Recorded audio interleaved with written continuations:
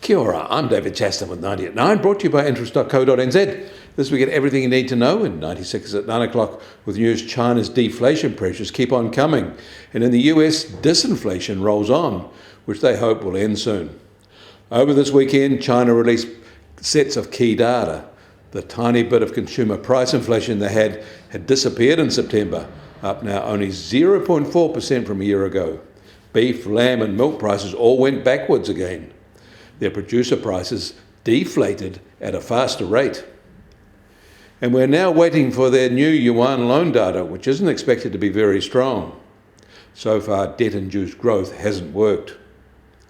Meanwhile, Chinese Ministry of Finance officials announced some more modest steps to support their economy and signalled much more is to come. It was a much anticipated set piece that left observers and markets underwhelmed. In South Korea, they've started cutting their policy rates too, although not as aggressively as in New Zealand. The Bank of Korea policy rate is now at 3.25% after its first rate cut of 25 basis points since May 2020.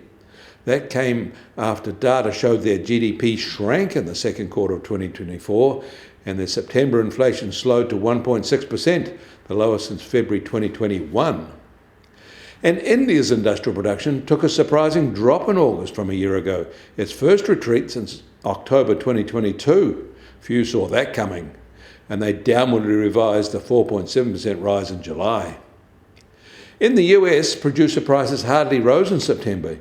US factory gate prices were flat in the month from August and missing expectations of a 0.1% rise. On an annual basis, PPI inflation there eased to a 7-month low of 1.8%.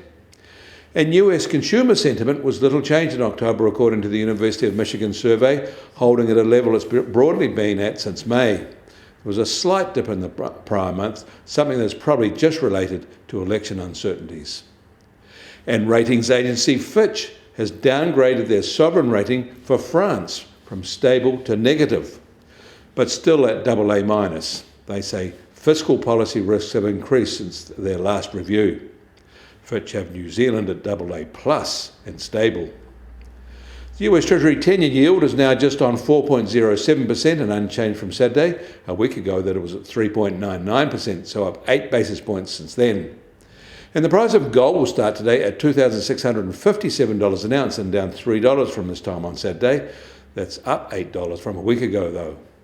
And oil prices are holding at just on $75.50 a barrel in the US, while the international Brent price is just still on $79 a barrel. The Kiwi dollar starts today at 61.1 US cents, down a minor 10 basis points from Saturday.